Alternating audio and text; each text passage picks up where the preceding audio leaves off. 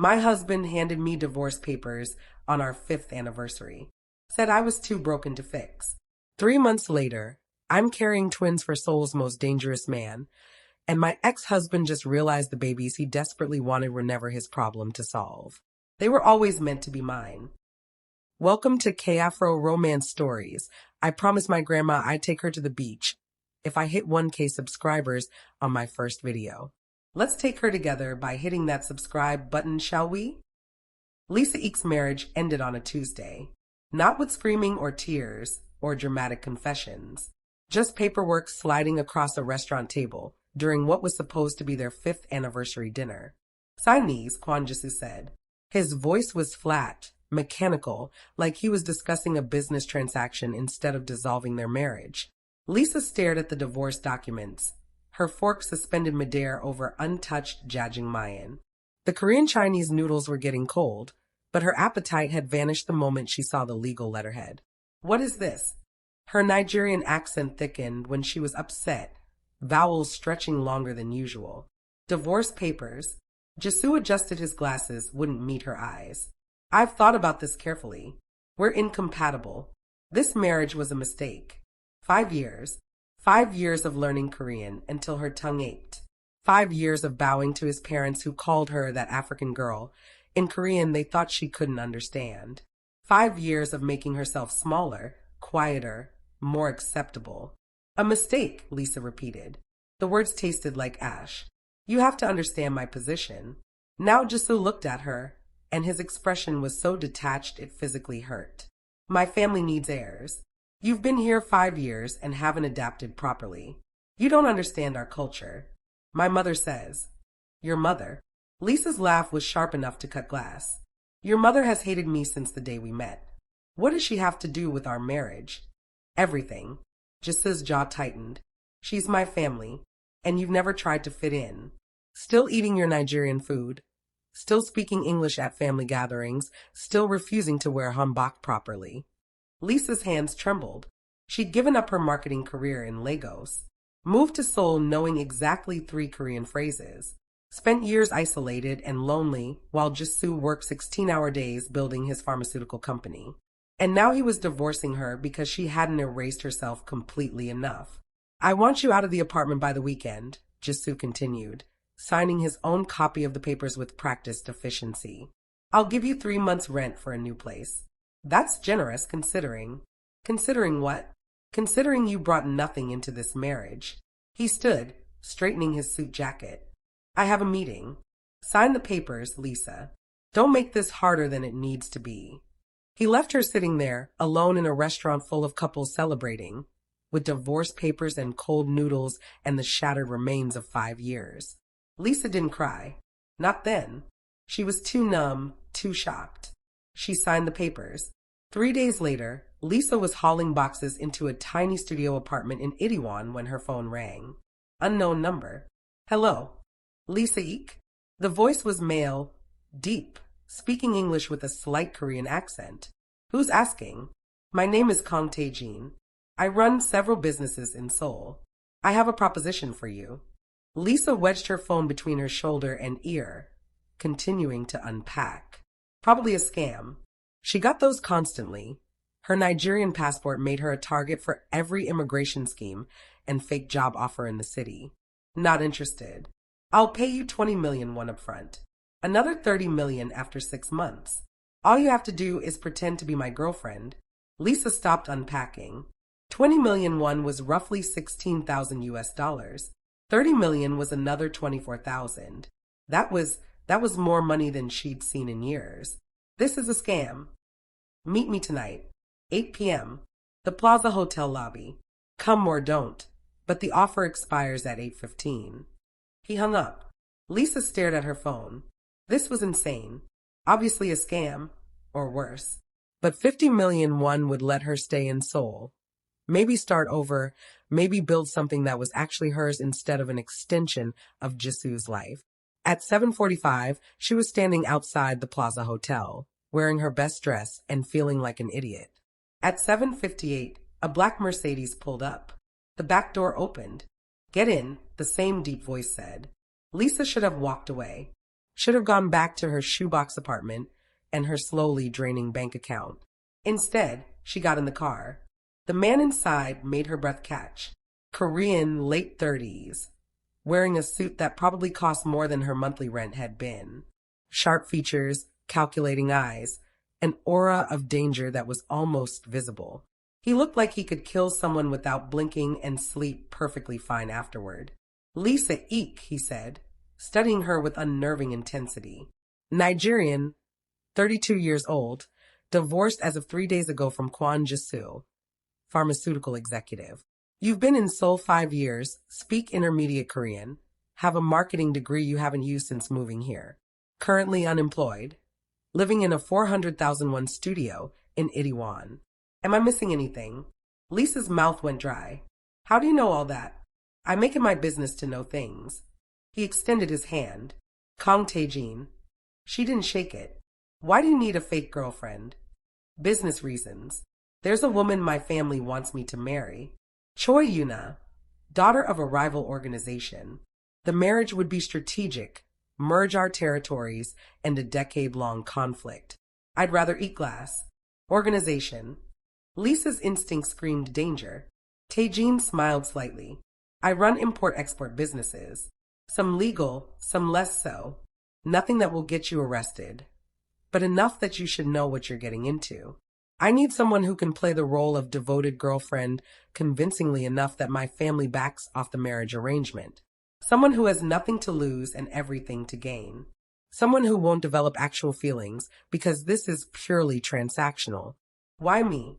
Because you're beautiful, educated, and absolutely livid at your ex-husband. That anger will read as passion when we're in public. And because you're foreign, my family will hate you, which makes you perfect. If I'm dating someone they disapprove of, they can't push Yuna on me without looking hypocritical."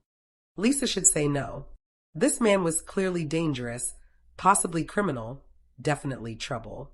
50 million won, she heard herself say. 20 up front, 30 after 6 months.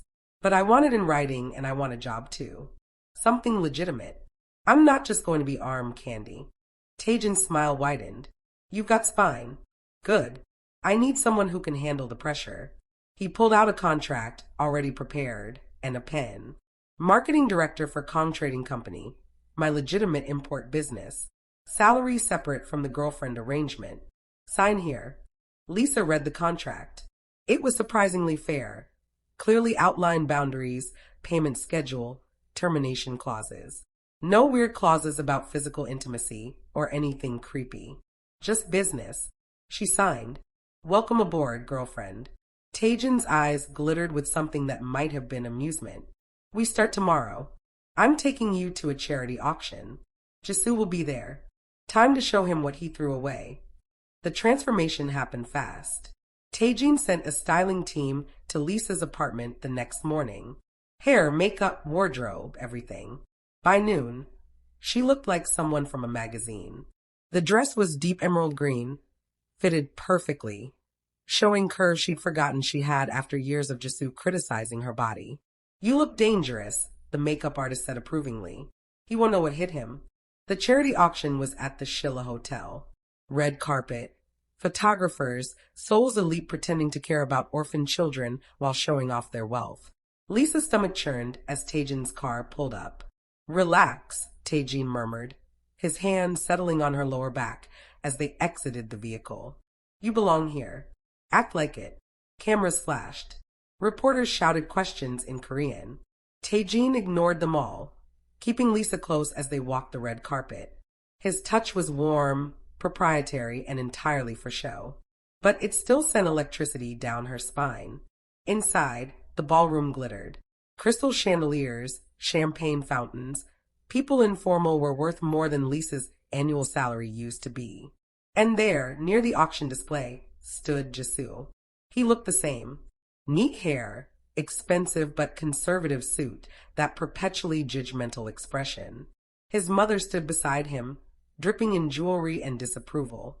Jisoo saw Lisa.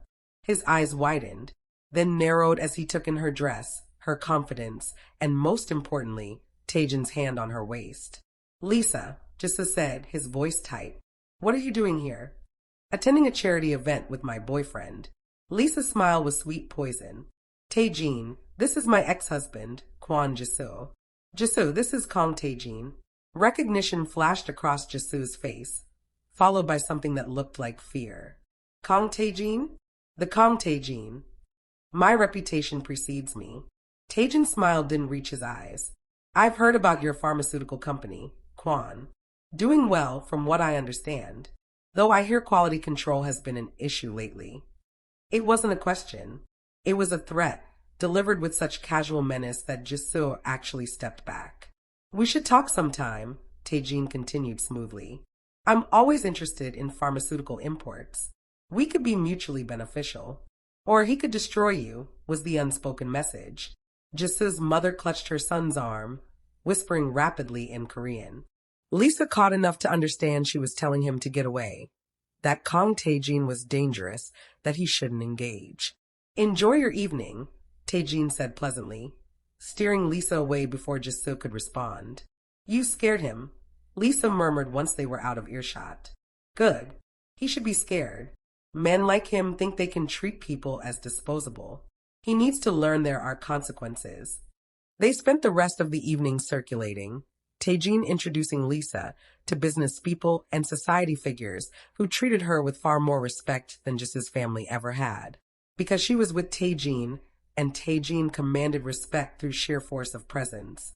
During the auction, Tae-jin bid on and won a painting for 15 million won, then immediately donated it back to be auctioned again. The crowd applauded. Lisa realized she was watching a master at work. Every move calculated. Every gesture designed to project power and generosity simultaneously. As they left, Jisoo intercepted them near the exit. Lisa, we need to talk. Privately. I don't think so, Lisa said coolly. You're making a mistake. Jisoo's voice dropped. Do you know who he is?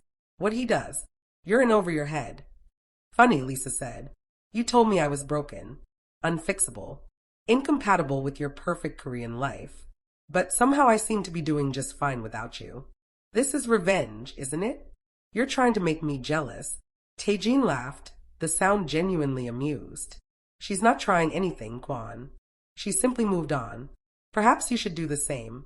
They left Jisoo standing there, his face red with humiliation. In the car, Lisa finally let herself breathe. That was intense. That was the easy part, Tae-jin said. Now things get interesting. Interesting turned out to be an understatement. Over the next month, Lisa's life transformed completely.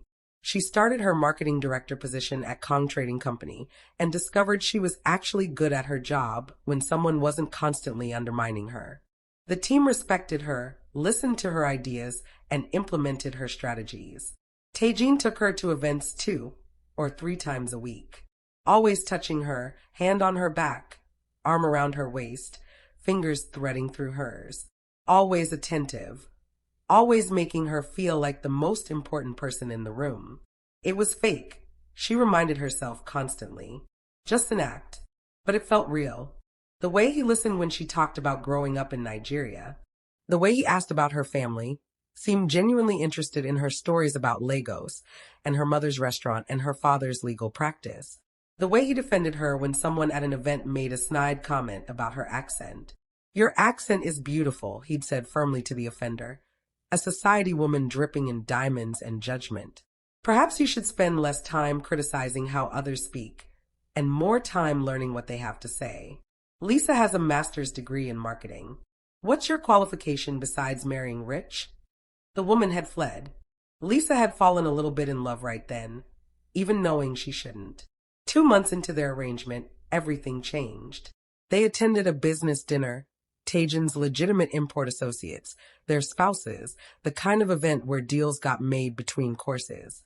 Lisa wore midnight blue, her natural hair styled in an elegant updo that Tae-jin couldn't seem to stop staring at. Halfway through dinner, a woman approached their table. She was stunning, Korean, probably late 20s, wearing a dress that cost more than Lisa's monthly salary. Model-perfect features, confidence radiating from every pore. Tae-jin, she purred. It's been too long. Tae-jin's expression went carefully blank. Yuna. Choi Yuna. The woman his family wanted him to marry.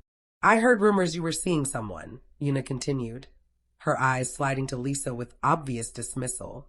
Didn't believe them until now. You always did have interesting taste. The insult was thinly veiled. Lisa felt her spine straighten.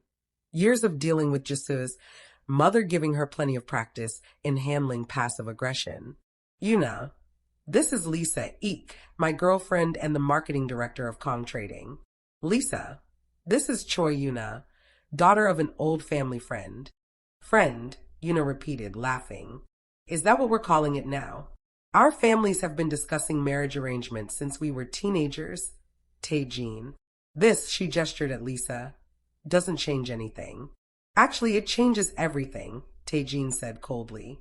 I'm not interested in arranged marriages. Never have been. I'm with Lisa because I choose to be. Something flickered across Yuna's face. Hurt, maybe, or anger. Then her expression smoothed into perfect indifference. We'll see how long that lasts. Foreign girlfriends are novelties, Tae-jin. Eventually, you'll remember who you really are and where you belong. And I'll be waiting. She walked away, leaving tension thick enough to cut. I'm sorry, Tae-jin said quietly. That was inappropriate of her. She's in love with you, Lisa observed. She's in love with the idea of merging our family's power. That's not the same thing. But Lisa saw the way Yuna had looked at Tae-jin. That wasn't political calculation. That was genuine feeling, complicated and messy and real. They left the dinner early. In the car, Tae-jin was uncharacteristically quiet. Are you okay? Lisa asked. Yuna's family won't give up easily. They see this marriage as essential for business. They'll push harder now that they know I'm serious about someone else. Are you serious about someone else? The question hung between them.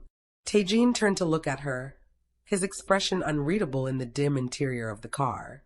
This was supposed to be fake, he said slowly. Purely business. But somewhere along the way, it stopped feeling like pretending. Lisa's heart hammered against her ribs. What are you saying?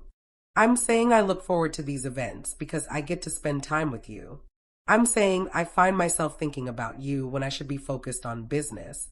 I'm saying, he reached out, cupped her face with one hand. I'm saying this hasn't been fake for me in a long time. He kissed her. Not for show, not for cameras or witnesses. Just them, in the privacy of his car, and it was nothing like the chaste kisses they'd shared in public. This was desperate, hungry, months of tension finally breaking. When they pulled apart, both breathing hard, Lisa whispered, "This complicates things." "Everything about you complicates things," Tae-jin said, but he was smiling. "I wouldn't have it any other way." That night changed everything. They stopped pretending. The relationship became real, messy and complicated and absolutely terrifying. Tae-jin was dangerous, possibly criminal, definitely not the kind of man Lisa should be falling for. But she was falling anyway, helplessly, completely. He showed her parts of Seoul she'd never seen. Late-night street food in Myeongdong, dawn hikes up Bukhansan Mountain, quiet moments in his penthouse apartment overlooking the Han River, where he cooked for her, surprisingly good Korean food, and they talked until sunrise. "Tell me about your family," he asked one night, lying on his couch with her head on his chest. "My mother runs a restaurant in Lagos. Best jollof rice in Nigeria, possibly the world. My father's a lawyer, human rights cases mostly. They wanted me to be a doctor." Lisa laughed. "Nigerian parents always want their kids to be doctors.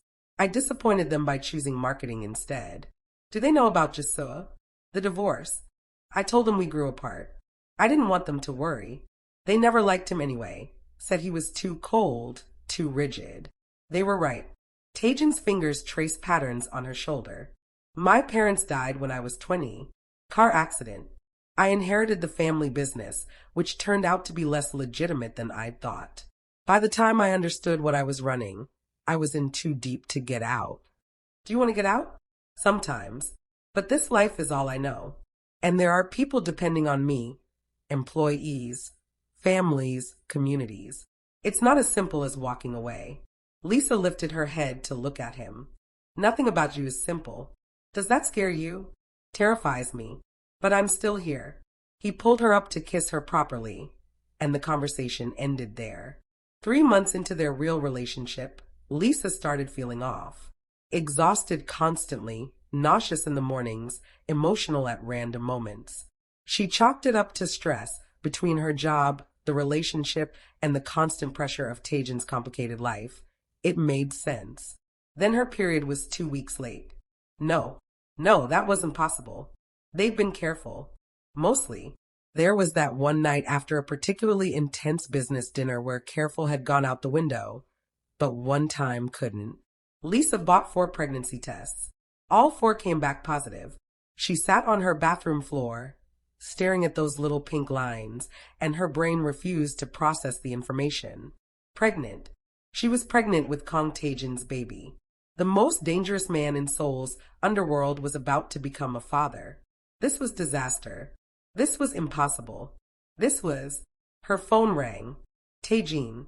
Hey, she answered, trying to sound normal. What's up? Can you come to my apartment? We need to talk. Something in his voice made her stomach drop. Is everything okay? Just come. Please. Lisa took a taxi to Taejin's penthouse, the positive pregnancy test burning a hole in her purse. She'd tell him. Had to tell him. But what if he didn't want this? What if he thought she'd trapped him, planned this somehow? Taejin let her in, his expression grim. What's wrong?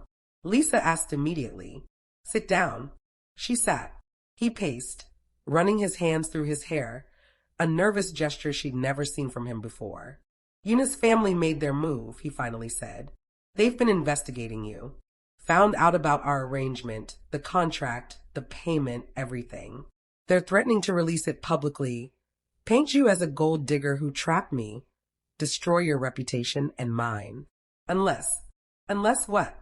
Unless I agree to marry Yuna. End things with you. Merge our families properly. The room spun. Lisa gripped the edge of the couch. What are you going to do? Her voice came out smaller than she wanted. Taejin stopped pacing, looked at her directly. Tell them to go to hell. Release whatever they want. I don't care about my reputation. And anyone who knows you would never believe you're a gold digger. We'll handle the fallout together. Taejin. Unless you want out. Now he looked vulnerable, uncertain. If this is too much, if you want to walk away, I'll give you double what I promised. Triple. Whatever you need to start over somewhere else. But I need you to know I'm in love with you, Lisa. This stopped being about business months ago. If you leave, it's because you choose to, not because I'm letting you go. Lisa stood on shaking legs, pulled the pregnancy tests from her purse, set them on the table between them. Taejin stared at them for a long moment. You're pregnant. I just found out today. I was going to tell you. But then you called and... Lisa's voice broke. I know this is terrible timing. I know you're dealing with Yuna's family, and now this, and you probably think I planned it somehow, but I swear. Taejin crossed the room in 2 strides, pulled her into his arms so tightly she could barely breathe. You think I'm upset about this? Aren't you? He pulled back enough to look at her face, and his eyes were wet. Lisa, I'm terrified. I'm unprepared. I have no idea how to be a father. But upset? No. This is, his hand moved to her stomach, still flat. This is everything. Everything. Lisa repeated numbly. I love you. You're carrying my child. Yuna's family can release whatever they want. We'll face it together. Yumi, and he glanced down at her stomach, whoever's in there. He tugged her down onto his lap, held her like she might disappear. Marry me. Lisa's breath caught. What? Marry me.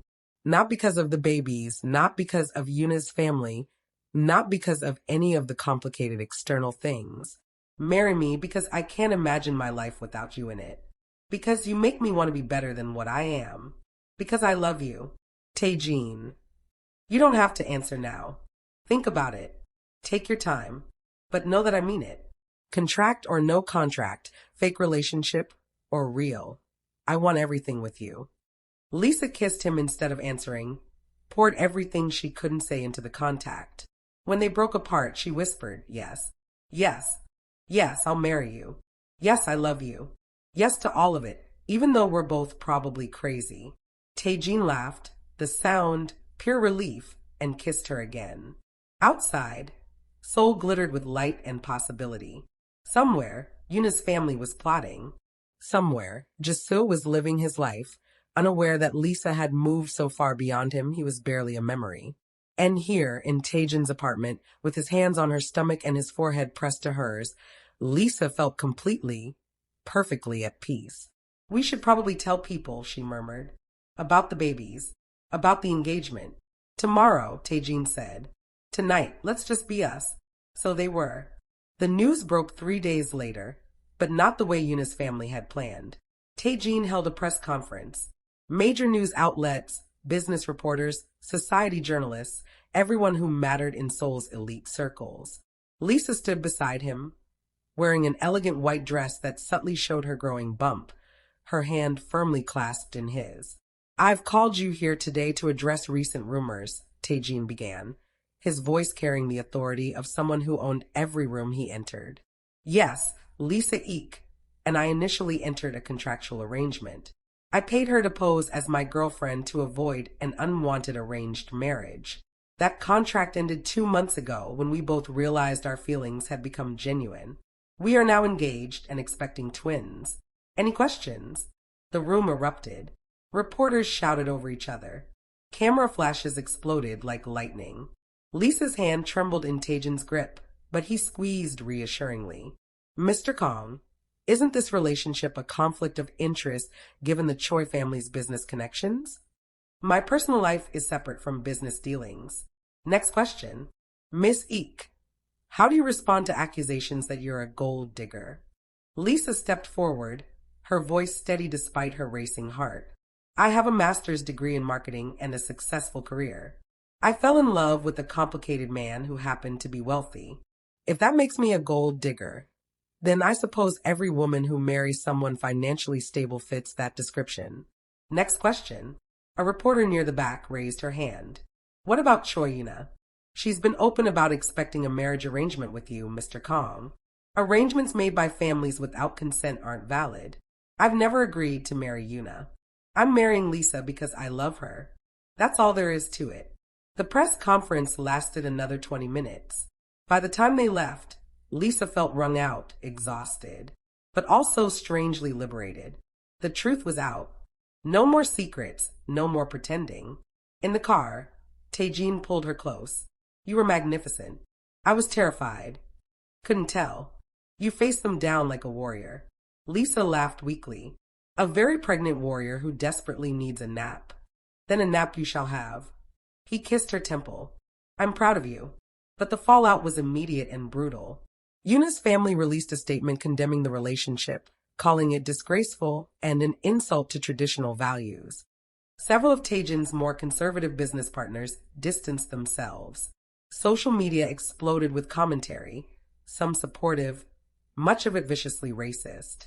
She trapped him with pregnancy. Why would a powerful Korean man choose an African woman? Those babies probably aren't even his. Gold digger confirmed. Lisa tried not to read the comments, but they seeped into her consciousness anyway. Each racist remark was a small cut, death by 1,000 paper slices. Taejin noticed her withdrawal, found her one evening staring at her phone, tears streaming silently down her face. What happened?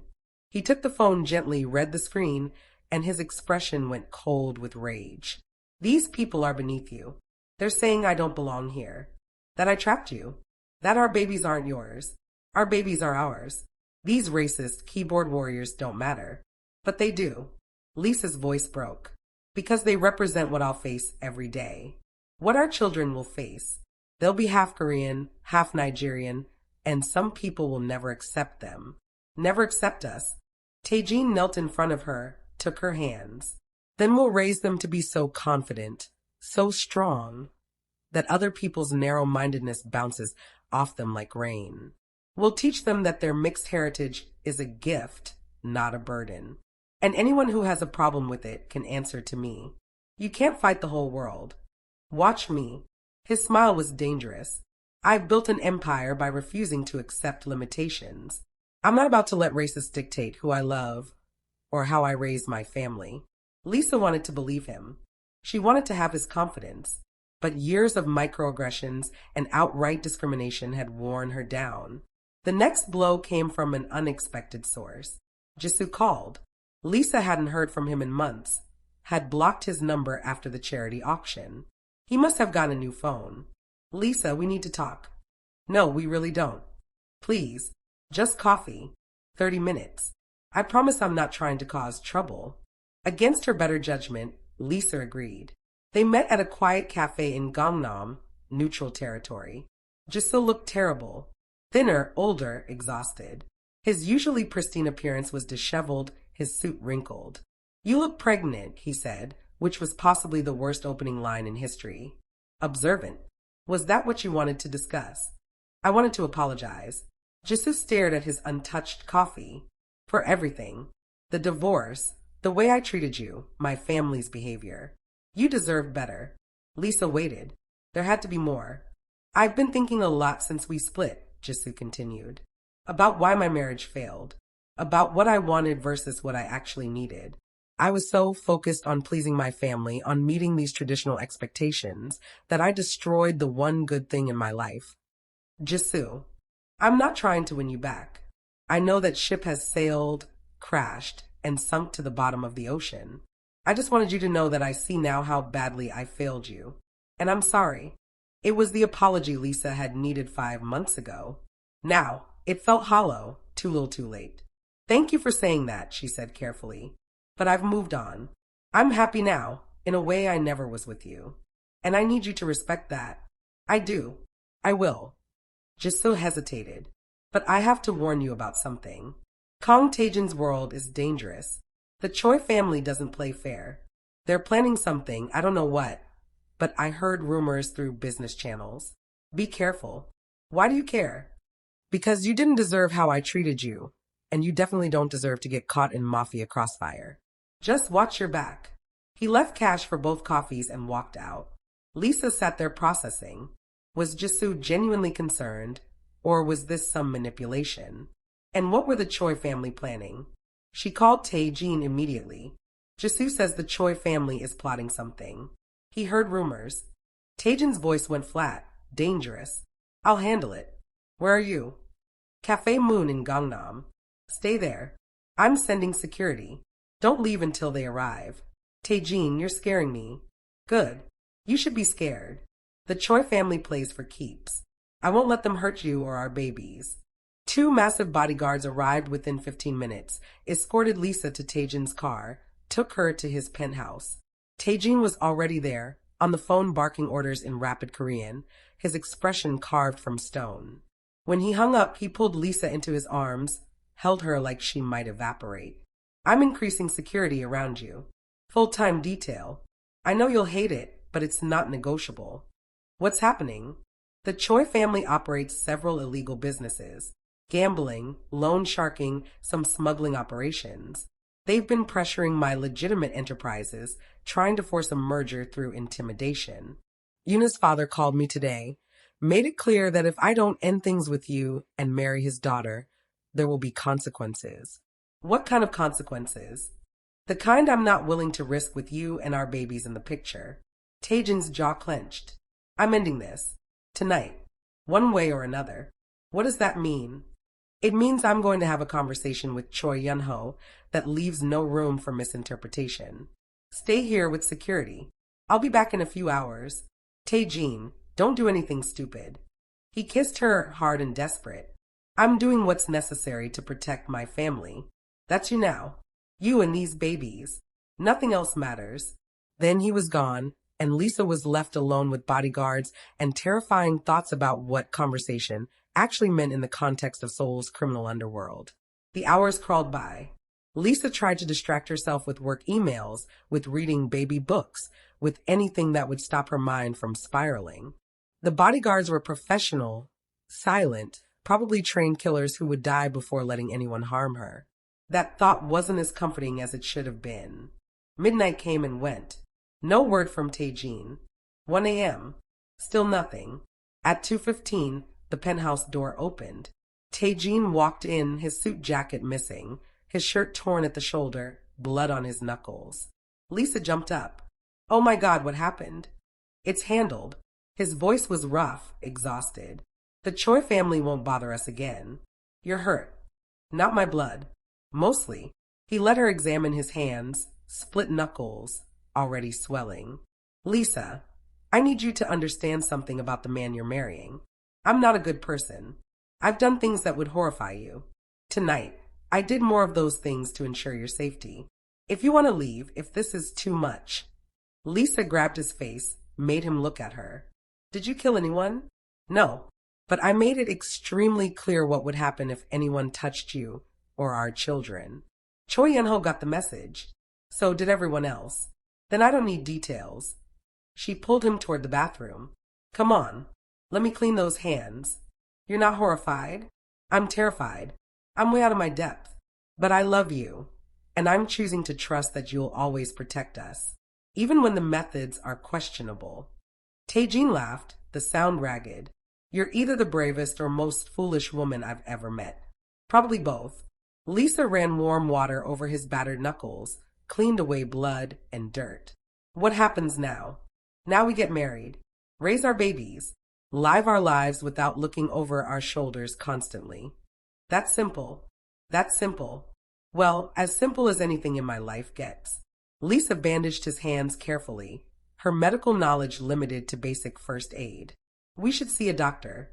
In the morning. Tonight. I just want to hold you.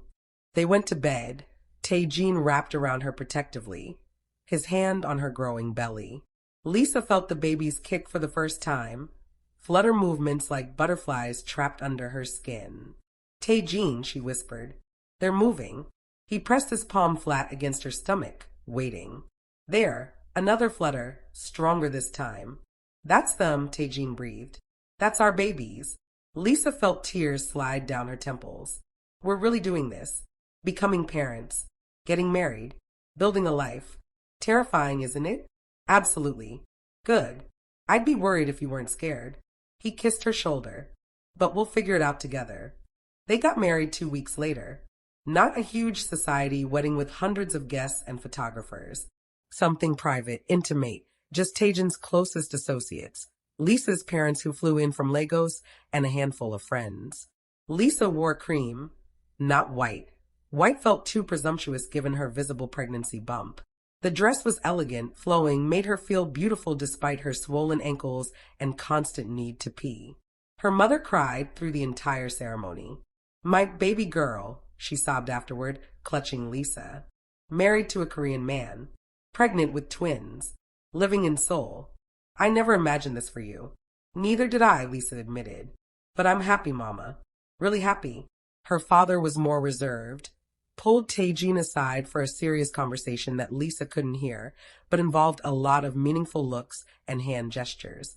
When they returned, Taejin looked appropriately chastened and her father looked satisfied. What did you say to him? Lisa asked her father later. That if he ever hurts you the way your first husband did, I'll fly to Seoul and handle it personally, despite being 63 and having bad knees. Lisa laughed. Papa, he's literally a mafia boss. And I'm a Nigerian father who loves his daughter. Trust me, I'm scarier. The reception was beautiful. Taejin had arranged everything perfectly. Nigerian jollof rice alongside Korean dishes, music from both cultures, decorations that honored both heritages. He'd even learned some Yoruba phrases to greet Lisa's parents properly. During their first dance, Lisa whispered, You learned Yoruba for this? I learned Yoruba for you. And for our children, so they'll grow up knowing both sides of their heritage. Lisa's heart swelled, so large she thought it might burst. I love you. I love you more. Which is saying something, because I didn't think I was capable of this much feeling. You're secretly a romantic. Who knew? Don't spread that around. I have a reputation to maintain. They danced, surrounded by people who loved them, and for the first time in years, Lisa felt completely, perfectly at home. Not in Nigeria, not in Korea, but here, in Taejin's arms, building something that belonged to both of them. The twins were born on a Tuesday. Lisa's water broke during a marketing meeting, which would have been embarrassing except Taejin went into such panic mode that everyone was more concerned about him than her. Hospital. Now. Car.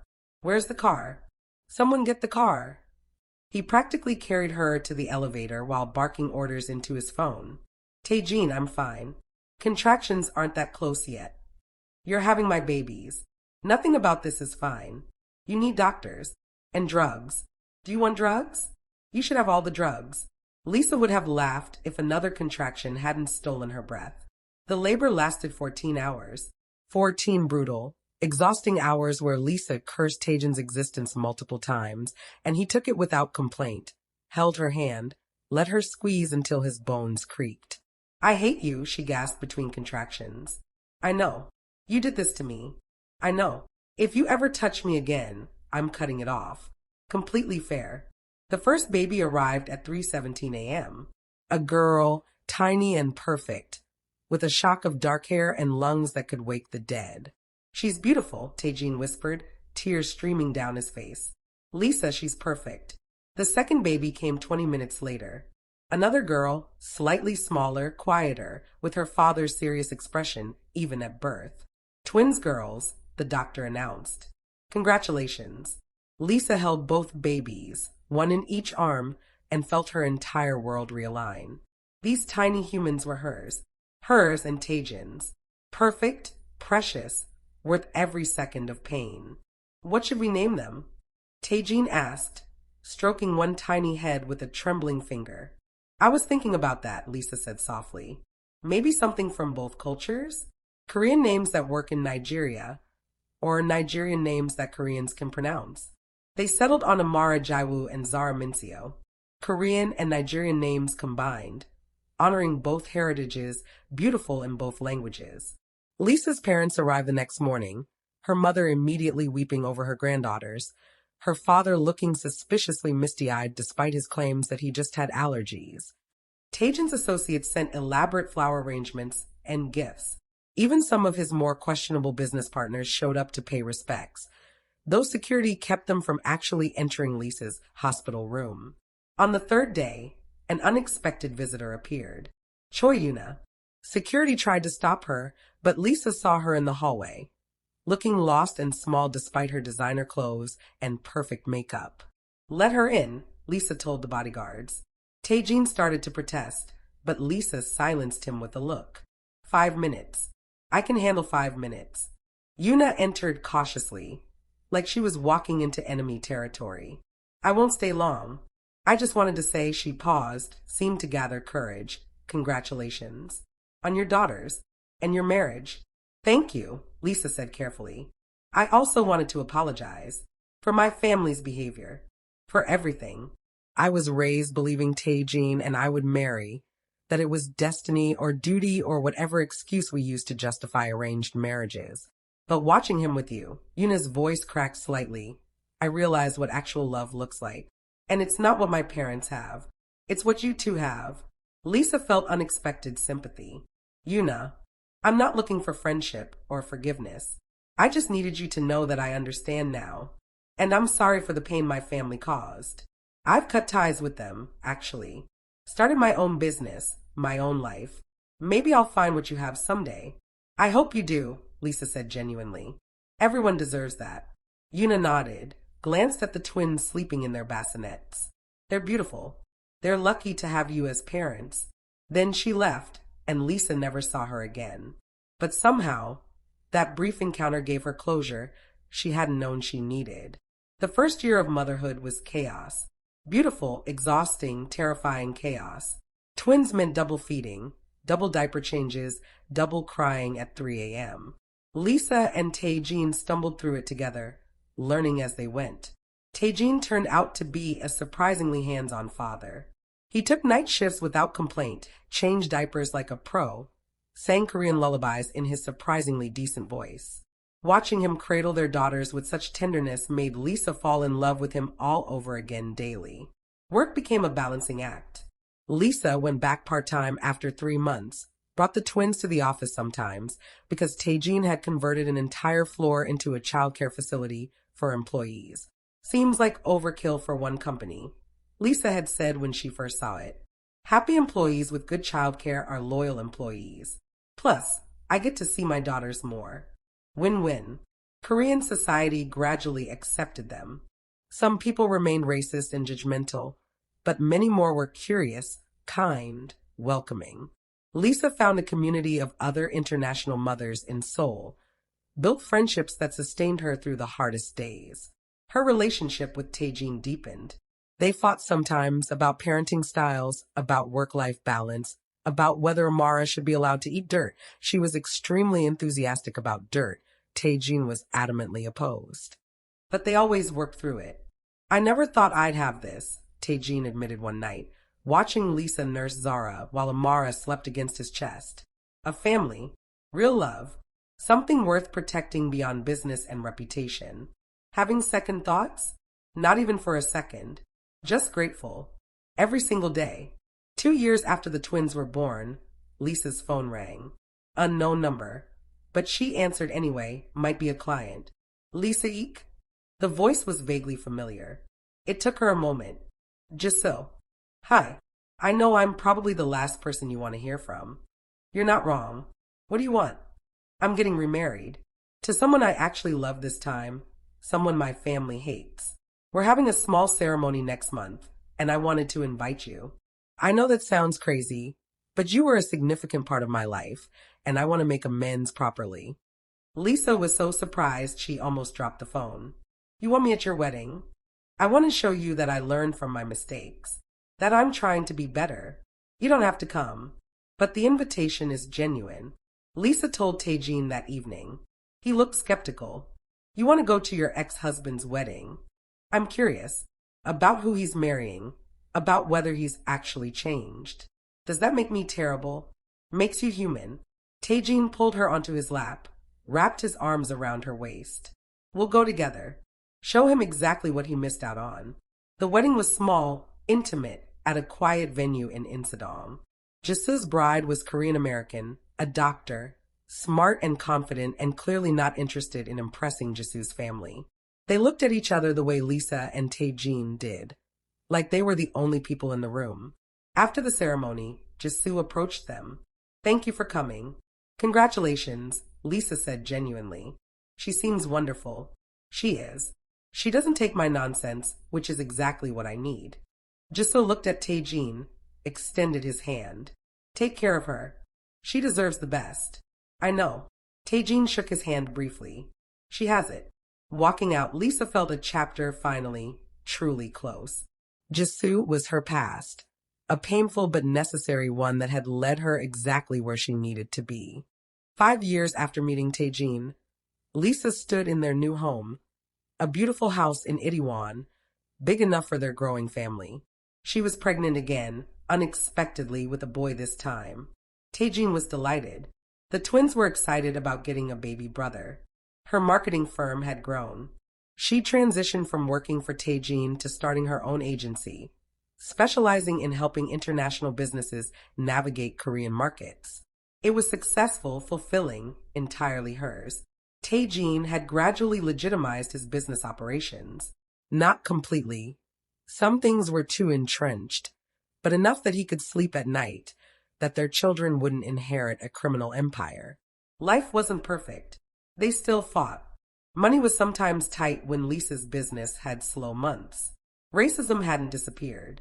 Parenting was exhausting. Taejin's past occasionally caught up with them in uncomfortable ways. But they had each other. And that, Lisa realized, was the whole point. She'd come to Seoul broken, convinced she was defective, that she'd never be enough. Jisoo had reinforced that belief, made her smaller, quieter, less than herself.